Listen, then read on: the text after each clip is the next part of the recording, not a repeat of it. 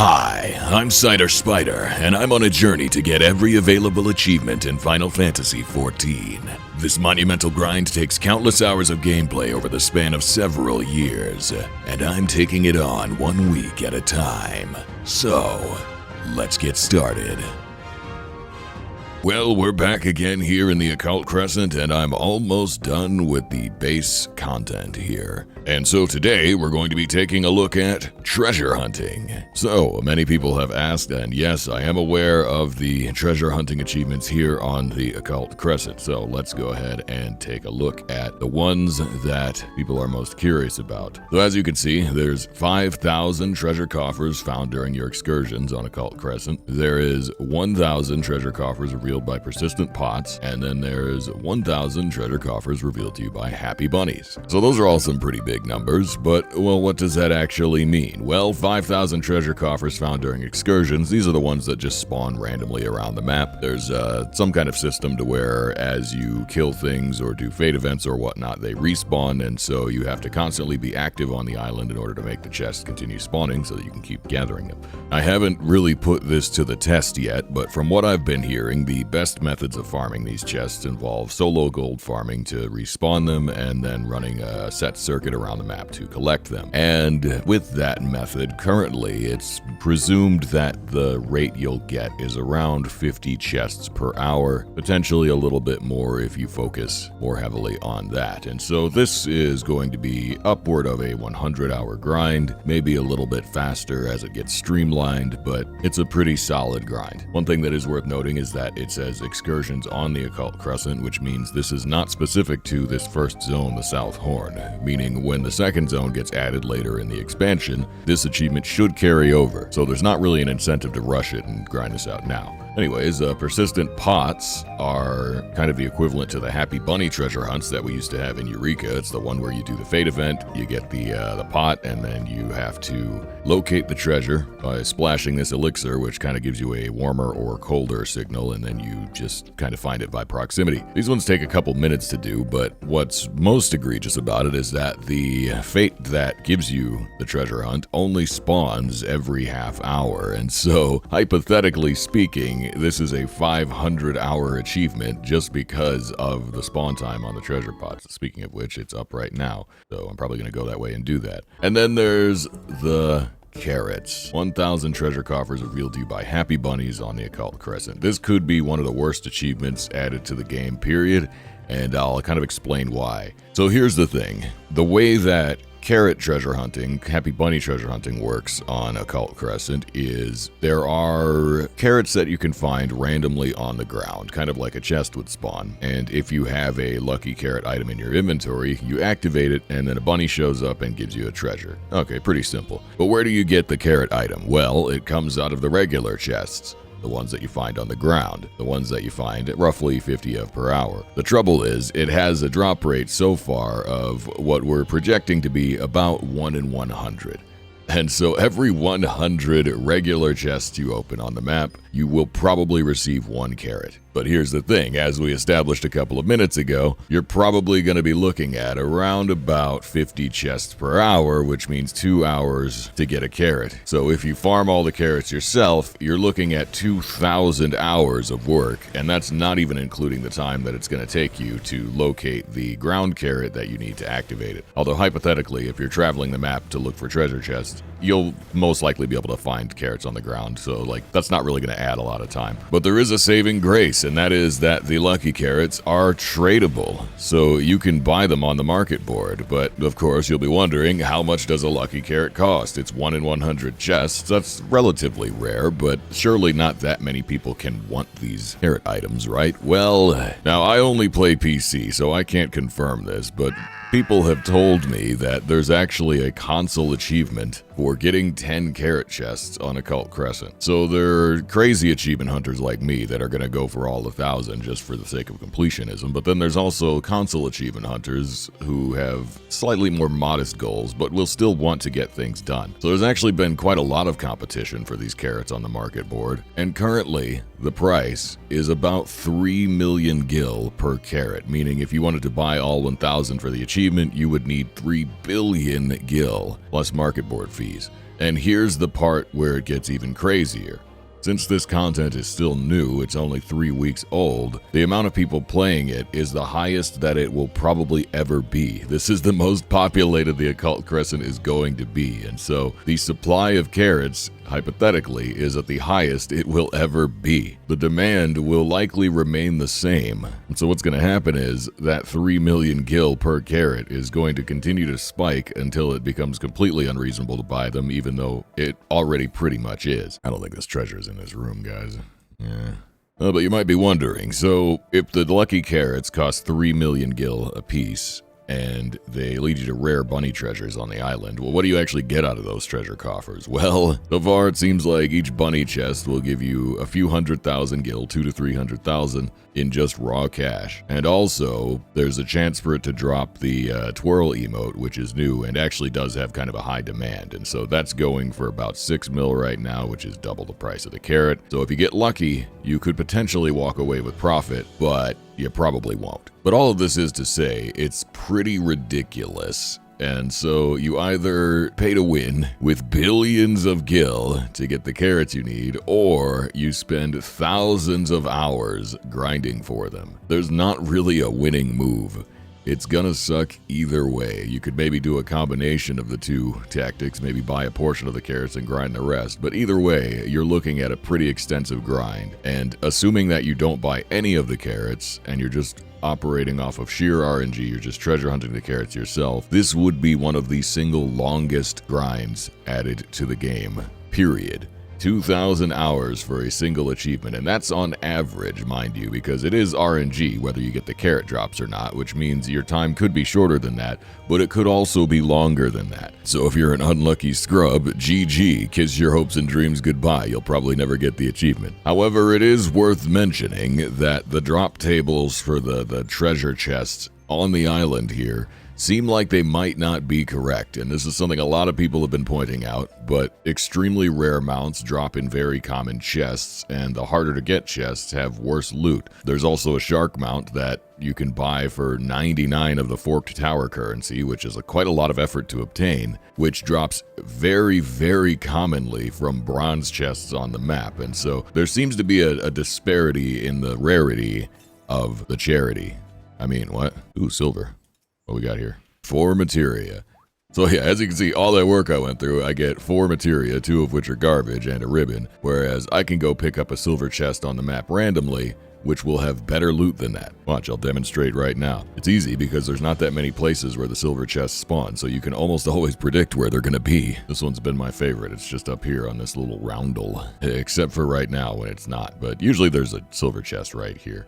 I guess we'll have to climb Mount Gulg over there. Anyways, a lot of the chest tech has been figured out, largely thanks to Phantom Freelancer, which actually has something called Treasure Site. And see, this tells me how many coffers are on the map right now. The thing is, if I have 6 silver coffers, there are only 8 spots that they can be, which means if I go to almost any silver chest spot, I'm quite likely to find one. Yeah, so people have been using that treasure site to keep tabs on how many chests are spawned. That way they can tell like how quickly you can respawn the chests, and so that's where some of these estimates are coming from. And yeah, as I said at the beginning, I'm almost done with the base content here, meaning I'm almost done leveling every single phantom job. The one I'm on currently, Thief, is the last one that I need to level still, and then all I'll have to do is a little bit of gold farming to get my healer armor up to +1, at which point the only further upgrades I'll be able to get are from doing the Forked Tower. Now, the Forked Tower is a whole other conversation. Let's get our treasure first. Yay. Look at that, I got 2 minions and an Aether Spun Gold. Oh, I didn't have the hippo. I want to register this, but I'm going to hold on to it just so I can price check it later, because the price of almost everything in these boxes has crashed, but I remember the hippo being worth a lot of money. But yeah, so to get the last armor upgrade here, you need a lot of this Aether Spun Gold, which comes out of these treasure chests. 15 for a full set. As you can see, I'm at 13, so I'm almost done. But then you need another item, which is obtained from running the Forked Tower, which is a whole other topic of discussion. I feel like I've gone on at length about this many times on my live stream. It's a pretty common complaint. It's a constant complaint, and I'm sure even if you haven't been to the stream, I'm sure enough people have been talking about it on YouTube, on Twitch, all over the place that you're probably tired of hearing about it. But the Forked Tower, it's like Baldessian Arsenal, but a little bit harder. But it's also a lot harder to get into the door, and so I have not managed to get successfully into the tower with sizable group. I mean, I've had one day where I was able to scam 24 people out of the instance into going in, which would have been enough to actually clear the first boss. But here's the thing, you need a minimum of 16 people to even open the door to access the tower in the first place, but you really need 24 because if you have less than that, you're not really going to be able to clear the first boss. You could probably do it on a technicality. Maybe some really buff tryhards could make that happen, but you basically need 24 people. The fight opens with a body check, and if you don't have enough people in it, you almost certainly die. And so it's clear that from the way Square Enix designed the entry process for the Forked Tower, oh boy, a Gabriel Mark III out of a bronze chest. God, this is the golden Gabriel. I was selling these for 16 mil back when we were doing Delibram runs. But yeah, it's clear from the way that Square designed the entry process for the Forked Tower that they were anticipating a lot of people trying to get in. That has not been the case, and it really could have been foreseen that this wouldn't work because the instance size here is only 72. So the maximum amount of players you can have in the South Horn is 72. The maximum you can have in the tower is 48, and if everybody's not geared up and kitted out, you're pretty much going to want that amount. You're going to want 48, or at least as many as you can get. But that requires 2/3 of the instance to go into the tower, and that just isn't happening. On a good day, I can barely get 16 people to even open the door, and that's me abusing streamer privilege. And so this content just isn't viable for casual players. You essentially have to do organized runs via like Discord or outside groups because nobody in-game will do it. It's harder than casual players can handle without organization. And even for organized runs, it's so difficult to get everybody in the same instance that a lot of people don't even want to bother with that. And so it's just very poorly designed, and it seems like Square had the expectation that everybody would level to 20 right away and then immediately be fighting over each other to, vie for spots to get into the tower, because they have a system where you can submit additional entry tickets to give yourself a higher priority to get in, and that goes up to like 15 or something. It's some ridiculous number that you can submit. And so it seems as though they designed it with the expectation that people would be struggling to find spots in the tower, that there wouldn't be enough spaces for everybody that wanted to go in, and so you would have to have a prio system in order to determine who was actually allowed. That has not been the case. I have to beg people to try and go to it, because the way it works is every now and then ethereal disturbances, like a special weather, will spawn, and it lasts for 5 minutes, and you have to go to this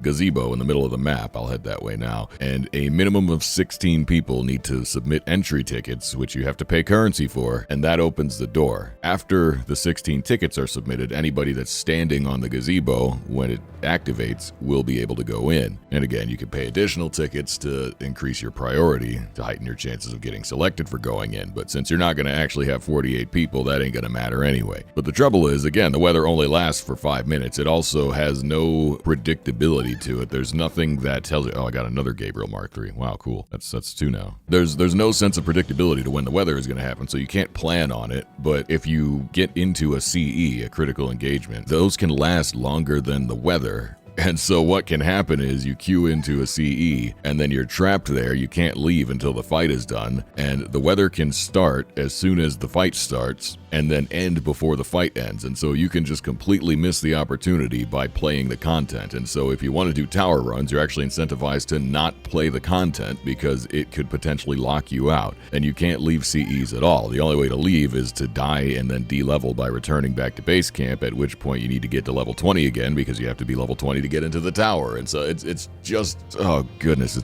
I have nothing positive to say about the Fork Tower entry process, but the only bright side is it seems like no one does. It appears to be met with universal hatred from everybody that's engaged with it, and so I think that it's something that Square Enix might actually change. I wouldn't hold my breath on that, but we'll wait and see. I forgot I said I was going to go up to the gazebo. I'm down here hunting for treasures. But yeah, anyway, this is kind of what my treasure hunting gameplay is going to look like. It's a lot of killing stuff to respawn treasure and then wandering around picking it up. And honestly, a lot of people have asked me how I feel about this 5,000 treasure chest grind, doing exactly this, what I'm doing right now. This one actually, I don't mind so much. It's extensive. Again, it's probably about 100 hours of spawning and collecting treasure. But there's something about it that, at least right now, I kind of just have been enjoying. Something satisfying about wandering around the map and collecting trash Though I admit it would be a little bit better if the loot was actually worth something, but because the loot tables are the way they are, anything that feels like it should be a rare drop is actually so incredibly common that you can't really sell it for any amount of money. And so the only thing that I have to look forward to opening these boxes is the potential carrot drop. And every carrot is huge, but it's pretty rare that you actually get one. Let me grab this silver and then we'll head toward the tower. Woohoo. But yeah, so far my method for attempting to scam people into doing public runs of the tower is bring a full 8 stack into the instance that are all on board, and then every time the tower weather comes up, all 8 of us come to the center, we put our entries in, and then we get in the shout chat and try to convince 8 more people to come along. And that's worked a couple of times. Again, you really need 24 for the first boss, so we haven't been able to prog it properly, but we managed to get in a couple of times. But it actually seems like interest in the tower has been declining the more people realize what type of content it actually is. And so I had better luck getting people to sign up for it in the second week, whereas now that we're 3 weeks into Occult Crescent, it's really, really hard to get anybody to do it, because now that people know the difficulty level, they know the level of coordination needed, they're starting to realize that you can't really do public runs on this. Not reliably anyway. Not reliably enough to where it's worth investing the time in. And so, yeah, it's a shame because this is brand new content, but it's already been designated to the Discord mines, where you've got to join a bunch of different servers and groups and schedule out these big runs because you just can't do it publicly, which is a big disappointment, especially coming after Bosnia, where we had things like Castrum Lacus or Delibrum Normal or Dalriata, which anybody could do. They were, challenging content the first few times you did them. It took some learning to get used to the mechanics, and you could easily die, and sometimes runs would even wipe, but they were clearable and they weren't that punishing. Whereas Forked Tower, again, having 24 or more person body checks, puts it on a level that just public runs are never really going to be able to reach unless you have 24 people that have already cleared before and thus kind of know everything already. So yeah, I'm not giving up hope on the public runs happening. That's why I'm talking about it so much, because I'm trying to scam people into actually doing it with me. But realistically, it's probably not going to happen. As I said at the beginning, I'm almost done with everything. I've got the one phantom job to level, a little bit of gold farming to do to get my gear maxed out, so really all that's left for me here, other than the really, really long grindy achievements, is the Forked Tower. It's the only part of the island I haven't seen yet, so I'm really looking forward to getting some runs in. I was just hoping that I could do public ones, rather than having to join a bunch of Discord servers, but I'll most likely have to jump into a scheduled run if I want to get this done anytime soon, because public runs are probably not going to be a thing anytime soon, even though I've been trying to advocate for them. But anyways, enough about that. As I said, my focus today is on treasure hunting, so I've got a lot of coffers to pick up. My next ground coffer achievement is at 1,000, so that one's not really close by, but we are close to this achievement, In Pot Pursuit 2. I just need 3 more of these treasure pots, and so that's what we're going to be working on today. I'll be wandering around grabbing treasure and looking for treasure pot fates. So let's get to it. Oh my god, I just got a fortune carrot. We are in the luck today. I just realized I didn't say this out loud. I showed it, but yeah, so far I've only found 1 fortune carrot before right now, so this will be my second one ever. Long way to go on that, but a wise person once said it's not about what's waiting on the other side. It's the climb. I've never actually killed one of these mimics. I kind of want to see what it does. About to get scurvy? Oh crap. Oh, it didn't hurt so bad. You better give me lots of money. 6 gold pieces. I mean, it was level 5. Oh well, onward we go. Oh, come on, give me something good. Favenarian wool. I see treasure pots over there, we gotta go. The way that fates scale in this zone is really weird and very inconsistent, and so sometimes they die really quickly, sometimes they take forever to die. It never seems to be matched to the amount of people that are trying to participate, and so generally if you see the treasure pots up, you gotta get there right away because it could die before you even arrive. Yeah, it looks like we're gonna be here a while. I wish I was a cannoneer. Instead I'm a thief, all I can do is run fast. One thing worth mentioning as well is just like the Happy Bunny treasure hunts in Eureka, only a set amount of people actually get persistent pots when the fate gets cleared. And so just because you do the fate event doesn't actually mean you get to go on a treasure hunt. You could just be excluded arbitrarily. And so that figure I gave earlier about, 500 hours of treasure pot fates isn't entirely accurate. It could be more than that because you're not necessarily going to get a pot every time if there are too many people doing the fate. The only upside is that obviously while you're waiting for treasure pot fates to spawn, you're going to be doing other things in the meantime, and so it's not like it's just 500 hours of only waiting on these to spawn. There's going to be overlap with other grinds, but it does effectively mean you've got to spend 500 hours on the Occult Crescent. But I mean, hey, it's going to be 2,000 for the carrots anyway, right? No big deal. Oh boy. Luckily, I did in fact get a pot and treasure. Demi materia. Well, let me down, pot pal. Southwest. Where's it at? Cool. Bronze. All right. What do you got for me? An occult chair? What happens if you sit in the occult chair? Occultily. Let's see. 2 silvers and 12 bronze, so I gotta respawn my chests. I seem to have collected almost all of them. The only 2 silver spawns that I haven't been to are the ones in the Cave of Death, the Place of Suck. But yeah, we're gonna have to go there. Yep, there's chest number 1. What have you got for me? Another Thavnarian wool dress. And we are filling up fast on junk. This is kind of one of the downsides of the way this whole thing works is there's no lock boxes, and so you have to deal with the loot progressively. It's just dumped into your inventory, and so you're constantly having to get rid of it. I can't just store up a few thousand lock boxes like I did with Bosnia or Eureka, and so the inventory management is a constant problem. See, these guys are sound-based, so as long as we move slowly, they will not catch me. Although I can probably just outrun them, I mean. Yep, we're gonna have to outrun them. Can't kill me if they can't catch me, but they might catch me.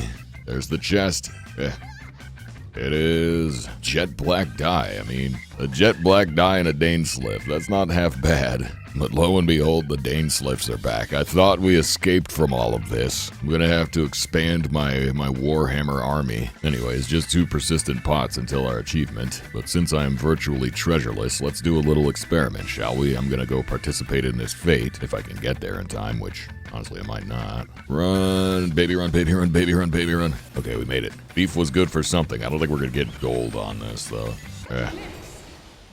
Let's, try and get healer aggro. Oh, you're dead.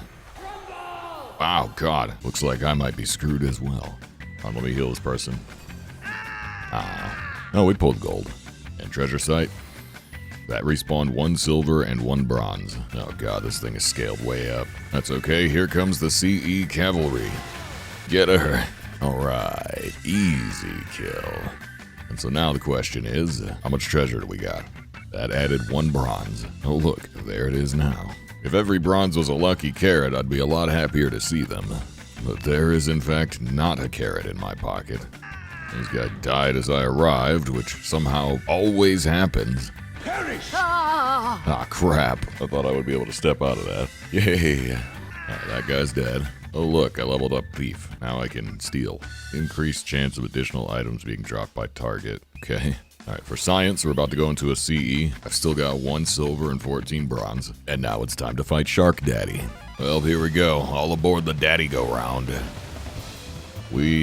So I guess here's a question I've been wondering a lot lately, and I think now's a good time to ask it, I say, as I run this CE, because I've been in the Occult Crescent for 50, 60 hours, something like that. I haven't exactly been keeping track, but I'm curious what your thoughts are, everybody watching this. What do you think the lifespan of this content is for you, the Occult Crescent South Horn? Are you done with it already? Do you feel like you've already moved on from it? Are you planning to spend a lot more time here? Did it get old fast? Are you still enjoying it? Like, what's the general consensus? Because for me, I have to admit, I am pretty much bored senseless by every CE at this point. I've run them all 10 or more times, probably 20 or more, I don't know. I got like 300 CEs done. And so none of the fights here are fun to me anymore. The Fate bosses are kind of dull, the CEs are kind of dull because I've just done them too many times. And most of them I didn't really like that much to begin with. But I have been enjoying the treasure hunting, oddly enough, even though it's just kind of clunky and unintuitive and there's a lot of running around and just whatnot. I feel like it's just, at least for now, an interesting enough grind that I've been kind of enjoying it. I don't know how I'll feel about it after, 5,000 chests, but we'll simply have to wait and see on that one. But yeah, definitely let me know what you guys think in the comments. And let's go ahead and see, did that CE respawn anything? A single bronze coffer. So a lot of people, again, have pointed out that gold farming is actually a faster way to respawn treasure chests versus CEs and fates, and I think I'm seeing firsthand here, and now that is indeed the case. Let's do a quick experiment, shall we? I'm gonna get my cannons, and I'm gonna shoot this guy with them. Alright, we get 7 gold for the first kill, 9 on the second, and now we've got a chain bonus. Let's see if we can double up on this. I think we could probably triple up. Oops, I accidentally pulled 4. Well, maybe this will still be okay. Celine should be able to cover me through it. Yeah, we can totally pull 4. This is fine. I wish my insta-kill would ever proc, though. There's a 5% chance that the main cannon just kills stuff. Never happens as often as you want it to, though. Oh, the treasure pots are up. It's okay, there's a CE. That means everybody's probably in the CE. They're not going to do the treasure pots right away. I should have time to get there. All right, let's be quick now. Oh, I might miss it. Oh, we got time. All that chaining that I did, it was like a 15 chain or something. It respawned 2 bronze coffers, and that's it. This is a Wings of Fire gamer. Isn't that the Rival Wings title? I can't remember if it's 100 wins or 1,000. I think it's 100. Oh my god, it's 1,000. Disgusting. All right, treasure time. Far, far to the west. Oh, I got a bad feeling about this one. You really never want the pot man to send you to the west. Only bad things happen in the west. Far, far to the northwest. Oh no. If this is in the cave, I'm screwed. Far north. Oh, thank goodness. Treasure? No. Where's the treasure at? How many cliffs must I jump off? Treasure here? Oh my gosh. Are you kidding me? It's silver. And what's in it? Nothing. Well, we're up to 17 bronze coffers again. I happen to know I haven't picked up any bronze coffers on the little pyramid thing over here, so I'm assuming that's where most of them are at. Yep, there's one. Demi materia. Huh, gold party seems to be going well. There's a hat. And my silver chest is in another castle. Looks like everyone's having fun in the Army of Dude Sea. I'm glad I skipped this one. Treasure. Hurry up, there's lions eating me. Oh, there's my silver. Oh boy, a stove and rain boots. Just what I wanted for Christmas. If only I could figure out where the carrots were at. I'm pretty sure the lucky carrot always spawns. It's just a matter of finding it. I've only seen it in a couple of places though, so I don't know the carrot spawn locations yet. I'm too lazy to look them up. There has to be a carrot in this world somewhere, but I sure am not finding any. Also, we gotta get rid of some of these rain boots, bro. It's a sad day when glams are so worthless that you just gotta throw them out because all they do is clutter up your inventory. I remember the value that some of these items used to have. Those days are over now. They will never come back. Behold! Bro, are you kidding me? I guess I'll be level 19. I'm too lazy to wait for a res. Oh, there it is. We found the carrot. Okay. Well, I'm glad that I was fortunate enough to pull a fortune carrot so that we could demonstrate today. But yeah, here's what happens when you find one. And again, as a reminder, you gotta do this 1,000 times. Bring me fortune, bunny. Ooh, look at that. It's treasure. And inside it is 3 tenacity materia, magic prism ribbons, and 200,000 gil. Oh, well, yeah, that sure was worth it. So the fun part about this achievement is, well, it sucks, but also, hypothetically, if you do all 1,000 carrots for the achievement, since it seems to be a minimum of 200k in the box, you can expect to earn 200 mil. Is that worth 2,000 hours? Well, no, but it's something, I guess. But yeah, this is why there's speculation that the loot tables might be either mixed up or wrong, because the gold carrot chest, which is the hardest one to get, it does have the new emote in it, which there's a lot of demand for, but it doesn't really seem to have much else in it. So you get a ton of money and a pile of useless materia and a chance at the new emote. Meanwhile, a silver chest that I can just go and pick up off the ground could have 3 mounts in it. There just doesn't seem to be a chain of logic to how the loot is distributed. I really wish I was a cannoneer and not a thief right now. This is gonna take forever at this rate. Well, the cavalry has arrived. After a lengthy ordeal, we might actually finish this. Finally. Okay, thank goodness. I was gonna be very upset if I did all that work and then didn't get a pot. Okay, well, let's go see what our treasure is. It's far to the southwest, which is less than ideal, but I'd take southwest over northwest pretty much any day of the week. Incidentally, the Pyramid of Death is better than the Cave of Death. Alright, bro, you can't babysit the staircase. Okay, thank goodness, Baby Gate finally came down. Tumbling head first. The trouble with this danger zone, as it were, is that you can't search for your elixir while you're in combat. So if anything aggroes me, I'm screwed.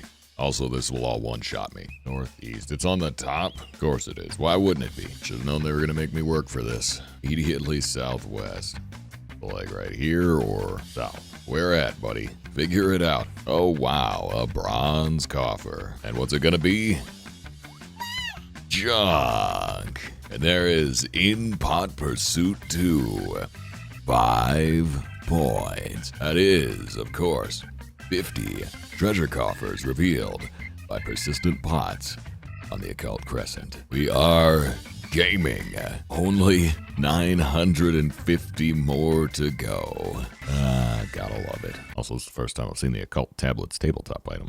That's kind of fun, I guess. You know, at least we ended up in a place with a nice view. Take in the sights. Gotta enjoy these sights. I'm gonna be stuck here for so many hours. Oh my goodness. So yeah, I guess my next step is to, again, finish maxing Thief, get a gold farm going on, so I get my gear all to +1. And then find my way into the Forked Tower. But that's going to be a journey for another day. Let's go ahead and get the heck out of here. I'm going to do a couple of quick market board checks. As I said, the market for almost everything in the treasure chests has been completely evaporated. But just for funsies, let's go and see what we've actually earned here. So we got Fulsome Forelocks, that's the new hairstyle. It is worth less than 500 gil. How about these tablets? Less than 500 gil. Almost none of these minions are going to have value. Most of the minions were worthless even before Occult Crescent, so that's not surprising. Alright, how about this Occult Chair? 500 gil. Dark purple dye? Grand. How about metallic silver? 10 grand. Hey, finally found something with value. Now, of course, Jet Black is a pretty good roll. This will always have value, and even though the price is down, it's still sitting at just about 400k, so that's not half bad. Jet Black and Pure White are just about the only things of value that you can find in any of these boxes anymore. Let's check that Hippo. Nope, it's a grand. There was a point in time where these were selling for quite a lot of money, but I see that didn't last long. How about those Gabriel Mark IIIs? Well, those are still floating almost a mil, which is kind of surprising. The question is anybody actually buying them? Yeah, they're selling a little bit. This one's actually a cool mount, so the fact that it's kind of rare doesn't matter because people will buy it just because it's awesome. It does feel wrong putting this on the market board for 800k though, knowing full well that these used to be, again, upward of 20 mil. It's a rare drop from Delibram. But I mean, hey, a couple hours of treasure hunting, I managed to turn a few million gil in profits, assuming that I can actually sell any of this junk. That's kind of the crux of the issue. And we got 200,000 raw gil out of our fortune carrot box, but check this out. I could have sold the carrot for 2.5 mil. It does seem like the market is starting to pick up for these though. Last I checked, there were not nearly this many listed. Wait a minute. Oh my god. How the heck did somebody get 200 of these? Are there really people hoarding fortune carrots? I mean, it doesn't surprise me that achievement hunters would be hoarding them, but to put this kind of money into them only to resell them is kind of a risky investment. They might not necessarily gain that much value. Well, that's none of my business. What is my business is rolling the outro, so let's go ahead and tally up everything we've accomplished this week. So this week I pulled 3 achievements for a total of 20 points. This brings my LOL achievement score up to 20,346. 5, and my server rank has gone back up to 90. Most of my Occult Crescent grinding is done live on my Twitch stream, which you should go and follow if you want to come along. I'll still be attempting to make public tower runs happen anytime I'm in the South Horn, so drop by if you want to come YOLO it with me. Anyway, I need to get back to the field farming fortune carrots. 1 like equals 1 carrot. Okay, bye.